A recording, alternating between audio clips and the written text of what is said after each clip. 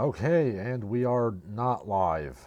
Hello, I'm Larsen Halleck, no longer on YouTube and no longer live due to some non-specified hate speech I was spouting. I have repeatedly appealed, asking for what exactly I said that was so hateful. And there was no clear response. I am nothing if not indomitable, so I'm going to do a podcast anyway, except with no viewer feedback, no live chats, no super chats, no memereel, no drops, no donations.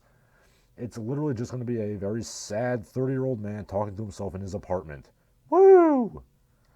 Here I am, on both SoundCloud and Bitchute. Yeah, I'm sorry. I guess I shouldn't bite the hand that feeds me, but Bitchute sucks ass. I'm sorry. Yeah, it's great being in this little shitty website where I've like one subscriber a month and I'm surrounded by a bunch of raving lunatic conspiracy theorists. It's great. Anyway, that song in the opening was the Shaggs cover of Yesterday Once More by the Carpenters. I've gotten into the Shaggs recently, yes, 50 years after anybody else did. For those of you who aren't aware, this mediocre cover of a Carpenters song, this is probably their best song. I wanted to subject you people to My Pal Foot, but I'm pretty sure that would cause a mass exodus from the stream. I'm sorry, this podcast, and who am I kidding? Nobody's listening to this. Their story is pretty crazy. I'll run through it briefly for those of you who don't know. The band consists of the four Whedon sisters from New Hampshire. Their father received a prophecy from a palm reader. He would marry a strawberry blonde, he would have four daughters, and those four daughters would form a world-famous band. Now, the first two things came true. He did marry a strawberry blonde, and he had some daughters. So he made damn sure that that third thing would happen too.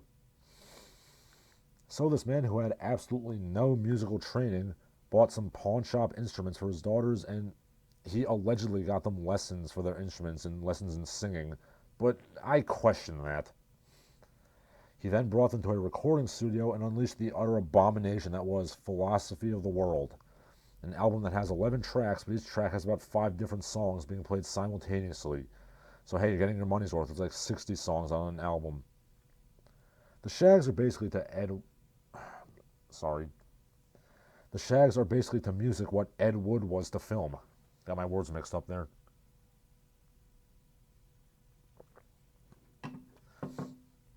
They eventually ascended from god-awful to mediocrity with their second album, Shaggs' Own Thing, which is what I just played you from. You all know that I absolutely despise this sort of bland acoustic milquetoast. I call it wuss music. Oh wait, you probably don't know, because the videos in which I explain my hatred for it were taken down by YouTube. Thanks, YouTube. Thanks, Susan Wabberjacky, whatever your name is.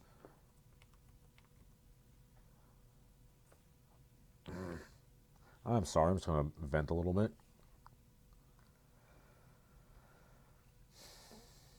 But yeah, anyway, I really don't care for this sort of like bland acoustic musical milquetoast. But if you were to listen to their first album, Philosophy of the World, you know, this album, the second one, sounds like Apollo came down with his golden lyre himself to grace your ears in comparison. The Shaggs have done a few reunion shows. They actually have, you know, developed into somewhat decent musicians.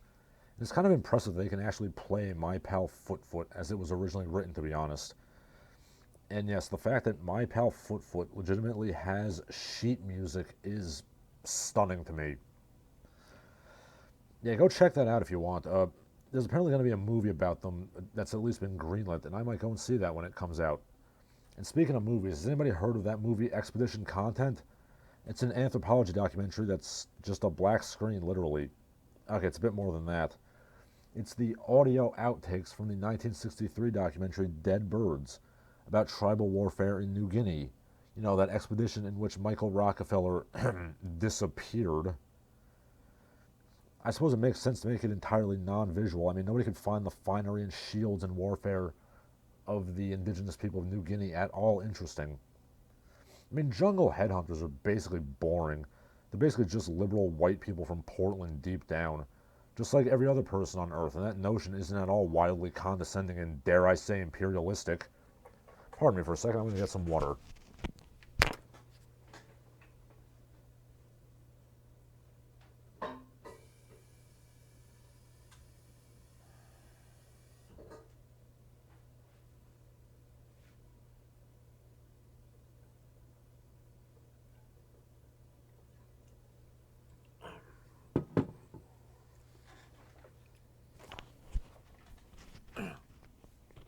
Okay, thank you for waiting patiently.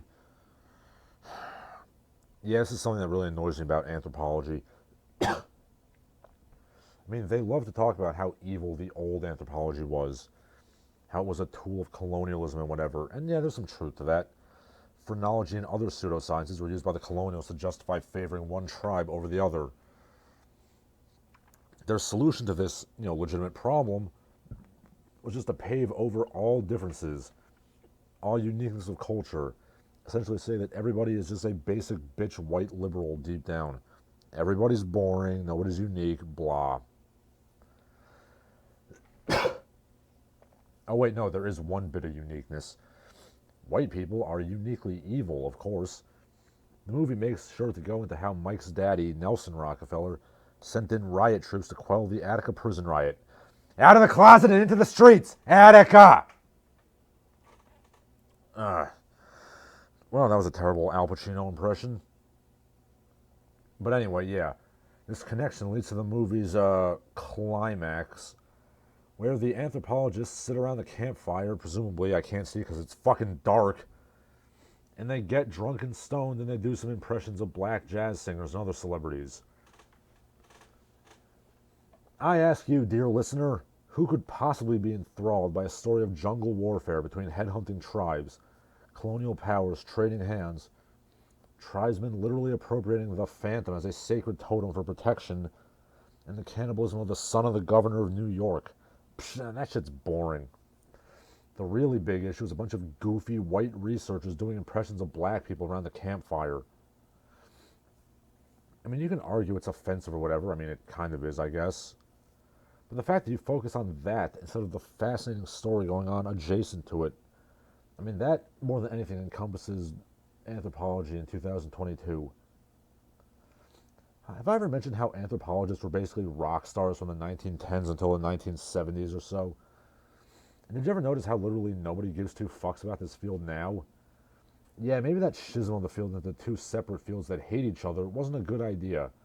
And it really wasn't a good idea to turn cultural anthropology into postmodern feminist literary critique rather than anything remotely resembling a science.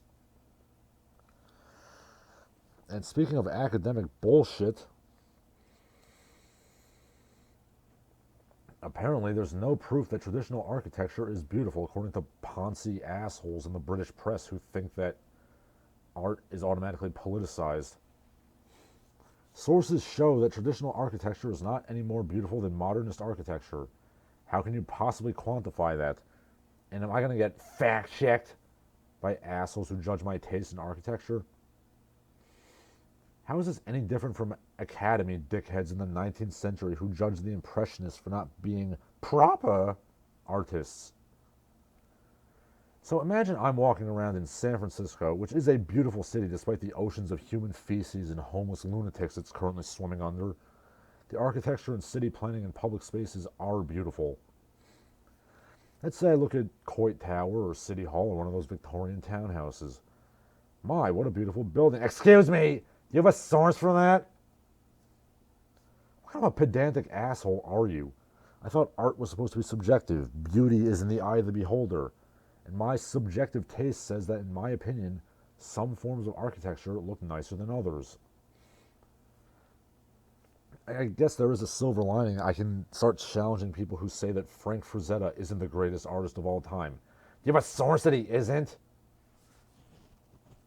Real talk, Frazetta was legitimately one of the greatest American artists, at least in the 20th century. His anatomy was masterful. His composition and perspective and symmetry were brilliant. And if art critics could get beyond their stupid prejudices of, bleh, he's a commercial illustrator, he did Conan the Barbarian pictures, they would see that. You know, Norman Rockwell's been rehabilitated as an artist. Why not Frazetta? Frazetta kicks Rockwell in the dick any day of the week. That sigh you hear is me slowly losing my mind about how futile this whole thing is. But anyway, what else happened in the Twitters this past week? Oh boy, Latinx was trending again. Gretchen, stop trying to make Latinx happen. I remember back in my day, we would shame people who tried to force memes. Why don't we ask Latinx people what they think? And oh gee, like 98% of them think it's dumb. Why are they bringing it up this time? Because they're making Femzorro as a show on the CW. I'm sorry, has anybody ever actually watched that piss hole of a network? And Femzorro isn't even a good idea, or an original idea. They tried that crap with the Queen of Swords back in the early 2000s. It wasn't great, and that was back when you could still ride on the coattails of the, Antonio Banderas, Anthony Hopkins Zorro movie. Yeah, that movie still holds up, by the way, if you haven't seen it in a while. Anthony Hopkins is playing a Spaniard. He's appropriating the culture. I mean, technically, Antonio Banderas is appropriating too, considering that he's playing a Mexican, but he's from Spain. But then again, there is a bit of a debate about whether Spanish people are white or not, which is dumb. I mean, can we at least agree that white people means anybody whose ancestry comes from Europe?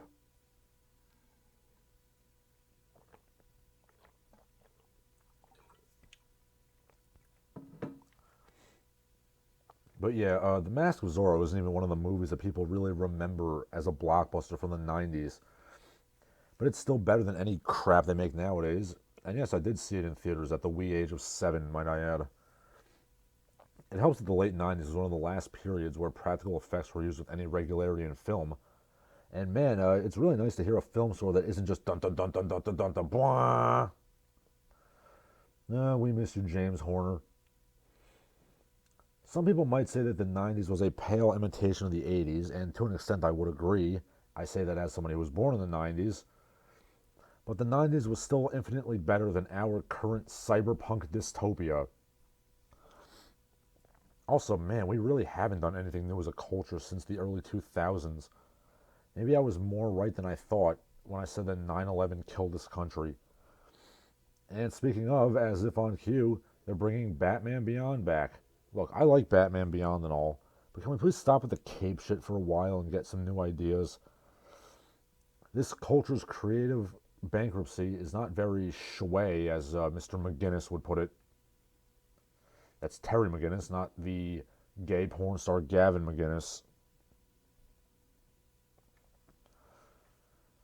But yeah, I have no idea why academia is shoehorning this fake word down all of our throats. Do we really need a gender neutral term for Latin people? Like, isn't Hispanic already gender neutral? It's just like what happened with the Manosphere. They always have to make up their dumb little code words so they can gatekeep in their cool kids club and circle jerk each other while not accomplishing anything. Oh yes, and there was another reason why this insipid little non-word came up. Why? It's to announce that holy menstruation, America Chavez is coming to the MCU. Barf. For those of you not aware, America Chavez is a Marvel Comics superhero who reminds us every 10 seconds that she's an empowered Latina lesbian. She literally has no characterization beyond that. Of course, it's written by a writer who is herself a potato-shaped lesbian who looks like she would die of a heart attack if she had to run around the block. I've said it before and I'll say it again. Any sort of heroic mythology, which includes superheroes, fantasy literature, whatever, it has to be written by people who have intimate experience with violence. All of the greatest, fantasy writers were men that knew the savagery of battle firsthand. Robert Howard, J.R.R. Tolkien, Jack Kirby, Kentaro Miura. They will live on in ways that Gabby Rivera or Tom Brevoort or any of these geeks never will, because their shit has that core of reality in it. Despite the fantastical nature of their works, the living core of struggle and triumph and heroism and honor is real. They knew violence, and they knew the human condition at its best and its worst. Actually, what's kind of funny, speaking of America Chavez, is that she's technically not Latinx or even a human at all. As far as I'm aware, this character is an alien who essentially appropriated the culture of a Puerto Rican chick from the Bronx. So, I guess this kind of person would be the only person to use Latinx in a ham-fisted attempt to prove her ethnic bona fides, as well as being, incredibly stereotypical in her actions, speech, dress, and everything else she does. God, that character is shit. I mean, look, a lot of the, you people who just got into Marvel with the MCU and same thing with the DC movies, you people don't really realize how many, D-list and, even below D-list, characters there are in comics. There's a lot of shit, okay? They've pared it down to the good ones. Yeah, anyway, the MCU's done when you're bringing in America Chavez. I mean, you're done with all the cool stories. Well, actually, they're not. I mean, they have decades of cool stories they could be using, but they won't use them. They're bringing in the suck-ass diversity crowd. I, of course, don't mean the actual cool heroes of color that they're kind of using. I mean Miss America and Riri Williams and what have you. Yeah, I said the cool heroes of color they're kind of using. Like, what the fuck was with that Shang-Chi movie? I mean, was it so hard to just take Enter the Dragon and put superheroes in it? And yeah, any Black Panther movie that doesn't have Reverend Akabe is sorely missing out. Christopher Priest's run on that comic is the definitive run by far. Fuck Reggie Hudlin. Fuck Ta-Nehisi Coates. Those guys are fucking hacks. Oh, I'm sorry. Is that hate speech? It's funny how I said we as a culture should get off comics, but there I go talking about them. Speaking of social media, a Facebook hate speech algorithm found that 90% of hate speech is directed towards, wait for it, white men. Boing! Mwah, mwah, mwah, mwah, mwah, mwah, mwah. Now, I guess this is why the leftists are so virulently against robots and AI all of a sudden. Because computers can only process data objectively, and objective data might be racist. And well, who are you going to trust, me or your lying eyes?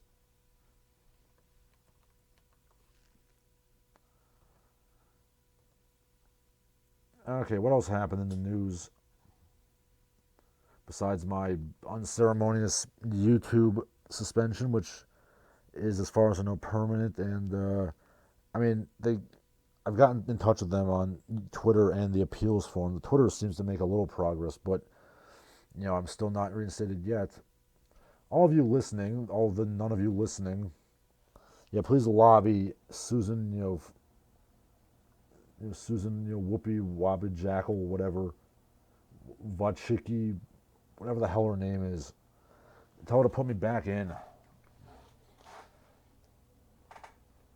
I can name like 10 channels off the top of my head that are more hateful than mine. I don't recall ever expressing hate to anybody. But anyway, let's go into other news.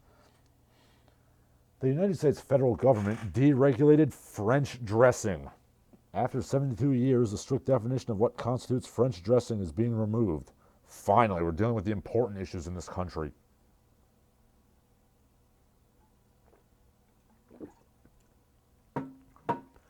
A true French dressing should be more like a vinaigrette rather than that orange stuff we refer to as French dressing. Julia Child says sugar is heresy and Worcestershire is not allowed.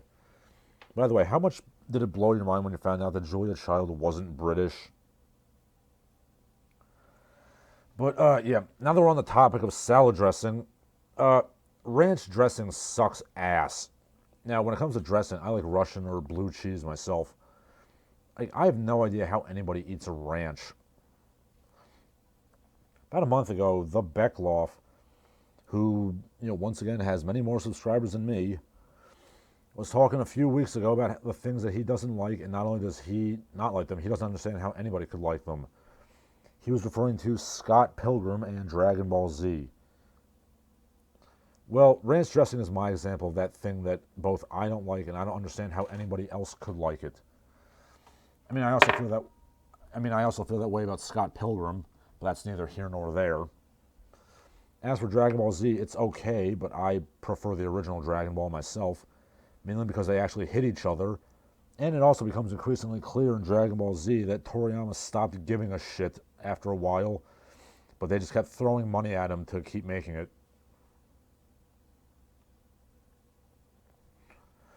But yeah, ranch dressing, it's like, do you enjoy the taste of somebody farting in your mouth? Because that's what ranch dressing tastes like. It tastes like rancid ass. And as somebody from the Northeast, if I see any of you people eating hot wings with ranch dressing, I will smack those wings out of your hand. It's blue cheese or nothing. Here's what you can do with the ranch. You take the ranch and you throw it in the garbage. Okay, politics. The New Republic pointed out that non-citizen voting is great because the Confederacy allowed it too. So liberals are pro-Confederacy now? Word of advice, advocating for your dumbass ideas by saying a dead state did it is pretty dumb. Bear in mind that these are basically the same people that criticize any hint of voter registration laws or voter ID laws because it's just like Jim Crow. So just to clarify, Jim Crow laws are bad, but the slave-holding government that inspired Jim Crow laws is good.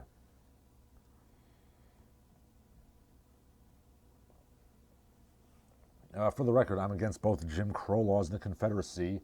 I'm not just saying that because I want to break the notion that I'm a hater, but I've gone on record with this before. I've gone on record saying that I respect the valor and fighting prowess of the Confederate soldier, which is true, but that doesn't change the fact that his cause was stupid and his leaders were a bunch of Ponzi assholes who romantically deluded themselves into a war they couldn't possibly win. Yes, a gentleman can always fight better than rabble. One Southerner can whip 20 Yankees. Yeah, that didn't happen, you roughly shirt-wearing assholes.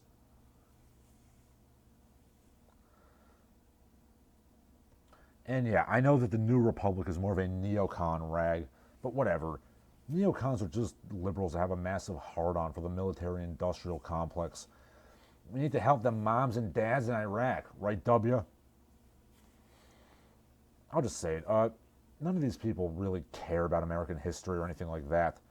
They don't actually have principles about anything.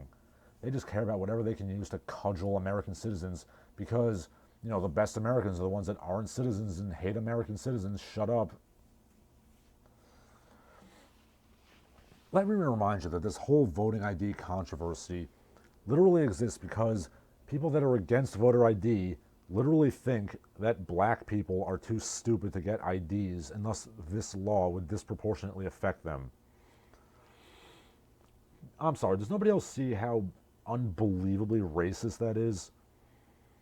Like, you really think black people can't get driver's licenses, or work IDs, or military IDs, or passports, or social security cards, birth certificates, or any of the other myriad forms of ID? Pretty sure most black people own a car.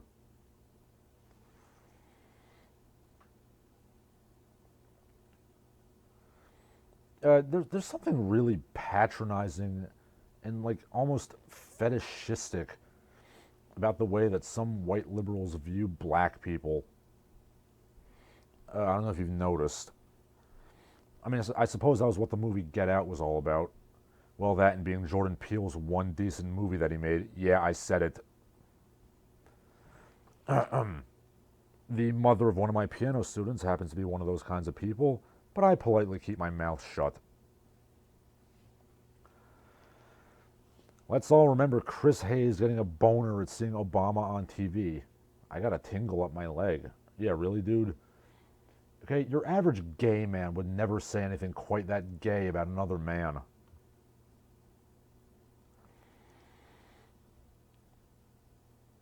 I mean, I don't know how well I can speak for the black community, but if I was black, I'd probably be really annoyed by these kinds of people. I can't say I've ever seen anything quite like this directed at me.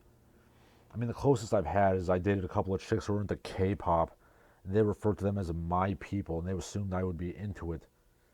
And one of them suggested I should dress and get a fruity little bowl cut like them. And yeah, I realize that that's not remotely the same thing, but that's the only experience I've ever had that's remotely similar to it, so I threw it out there.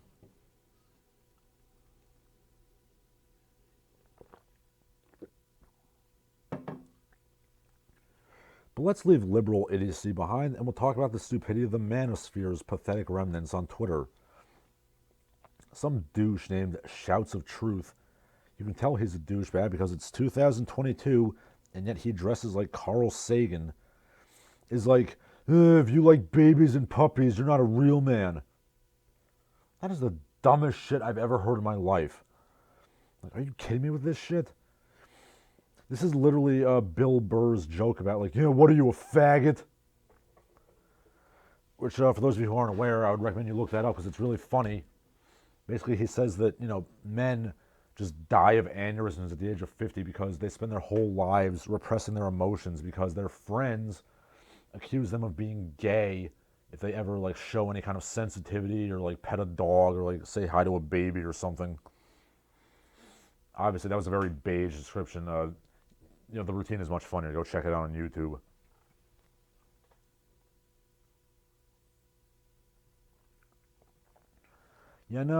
I think this is something that should really be judged on a spectrum, a rubric, if you will. Obviously, I'm not saying men should coo and awe and set up Pinterest and what have you. That's getting kind of gay. But the notion that, like, if I were to just kneel down and pet a dog for a couple of seconds, like, that makes me a queer. If you believe that, you, sir, are incredibly insecure. Or the notion that complimenting my friend's infant son or my, toddler's second cousin, my cousin's daughter. So if I compliment those babies, like, if that makes me a fag, like, I don't know what to tell you. Like, do you not have any friends with kids or, like, nephews or nieces, sir? I mean, what would make me a real man? If I walked up to a baby and I was like, yeah, your kid looks like shit, you fucking homo. You're like, what are you, faggot with your fucking nurturing and your fatherhood? Fag. And then I presumably drop kick the baby like 50 feet down the street. Oh, and this jag-off shouts of truth. He believes that the moon landing was a hoax, just FYI. In breaking news, overall, the manosphere continues to be utter shit. Glad I got out of it. Okay, tangentially related to the manosphere, the NYT had an article about how male vulnerability is still toxic masculinity. Soft boys, B-O-I-S, will use their tears and weakness to disarm women and seduce and abuse them. I'm sorry, what the hell does toxic masculinity even mean anymore? Well, first of all, there was literally an episode of Johnny Bravo that dealt with this exact thing. And yeah, like the swaggering alpha male dude bro kind of won out, or was at the very least the lesser evil at the end of that episode. Man, the 90s were good. But yeah, again, what does toxic masculinity mean exactly? I used to think that it was like, bullying and abuse and stuff. And that makes sense. It's using the traditional masculine virtues of, strength, aggression, assertiveness in a toxic way instead of a constructive way. Like, that's a pretty easy definition. But this, like, how is this also toxic masculinity?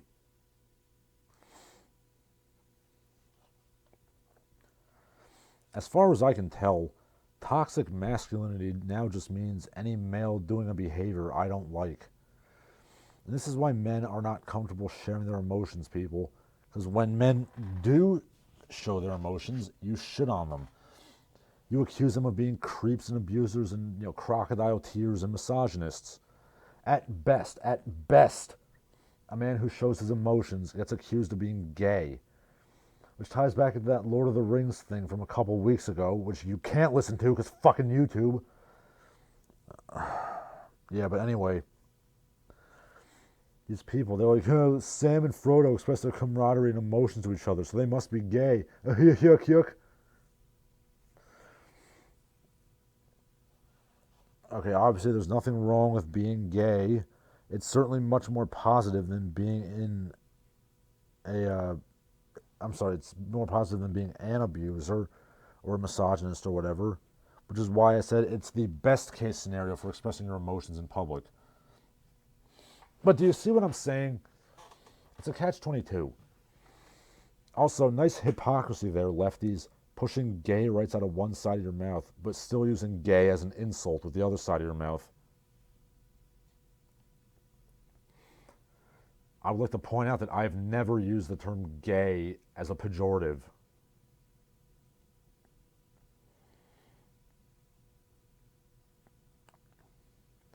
So my question is, what exactly is the right way to be masculine?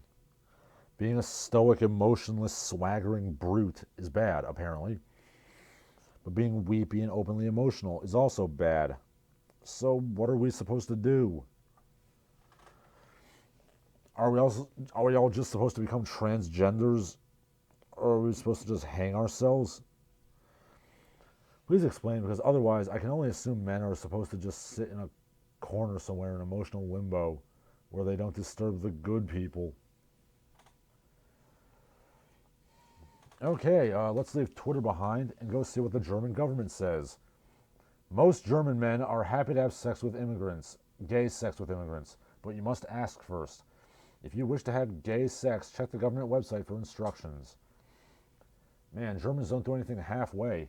When they go right wing, they go really right wing. And when they go left-wing, they go really left. Also, word of advice. The fastest way to make sex or any activity incredibly lame is to add on the phrase, check the government website for instructions. I think people instinctively know how to have sex without the government stepping in. Thanks.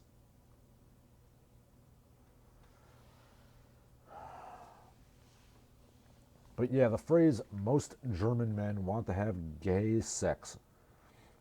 Well, that just sums up the West today, doesn't it? And not to cast aspersions on the Reichstag, but yeah, this is Angela Merkel's fault. That's what happens when people without children get involved in the government.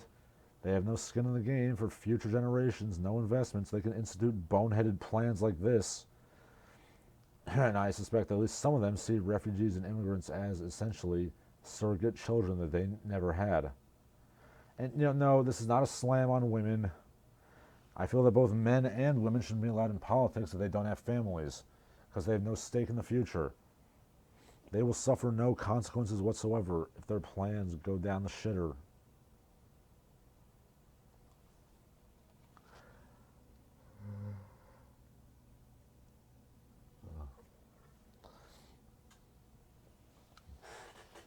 And speaking of this whole cavalcade of like weird sex and abuse and what have you, Joss Whedon, in entertainment news, Joss Whedon is an abusive dirtbag, like most male feminists. Revelations have come out about the hostile environment he created on Buffy and Firefly and all that shit. First of all, on Buffy, he was carrying on affairs with two of the actresses, which ones not specified. Damn it, Cordelia! No, sorry. It probably wasn't Charisma Carpenter, I apologize. She apparently does not like Joss Whedon since she got fired from Angel for the sin of, giving birth. And do bear in mind that while she was pregnant, he repeatedly referred to her as being fat and repeatedly asked her, are you keeping it? Are you keeping it? Feminist icon. He also called women out for writing bad scripts, and I mean literally. Jeez, I'm messing up my words. Literally lecturing them in front of everybody for 90 minutes and making her cry. He apparently literally dug his nails into somebody's flesh, and yeah, the guy looks like a giant baby and has the morality of a baby apparently. Either that or he's slowly becoming an actual vampire. To a small extent, I do empathize with him. He literally went on record many times saying that the actresses on Buffy that he slept with, he had to bang them because, they were the kind of girls that he never got to sleep with in high school, college, and he would regret it for the rest of his life if they didn't. Now, that's true, but do bear in mind I said empathize, not sympathize. When you look like Joss Whedon, which is to say you have a body shaped like a potato and a big fat red baby face, you're likely not very popular with the ladies, so it might engender some resentment. I would say go see my male feminist video on that, but,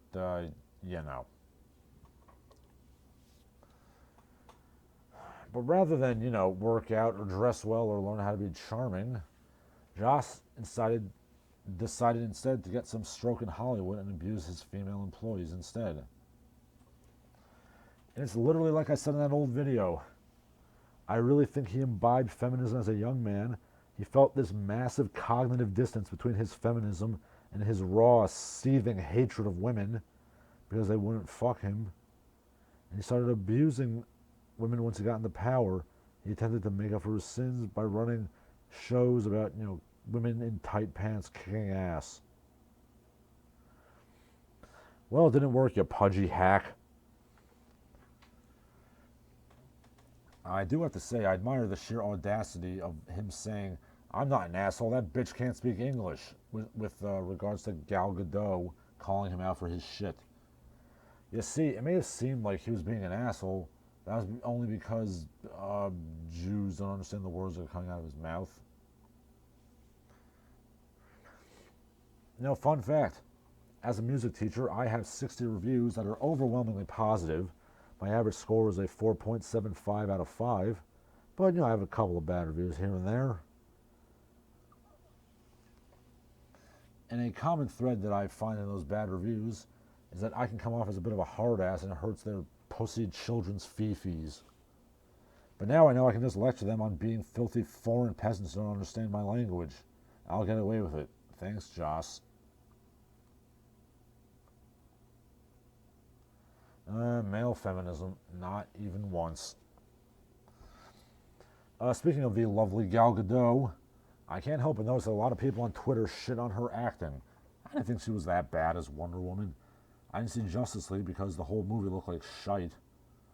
I mean, I think she's competent enough at, being an action lead. At the very least, I believed her as an action heroine, which is more than I can say for that blonde chick from the Mortal Kombat movies. All 3 Mortal Kombat movies. Yeah, I said it. Let's just get that out there.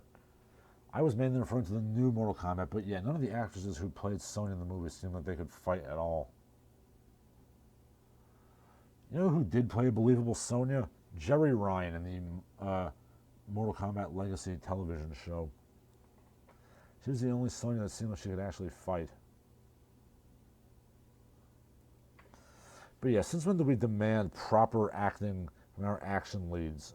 And yes, I am aware that several action heroes have shown themselves to be capable of legitimately good acting when they want to.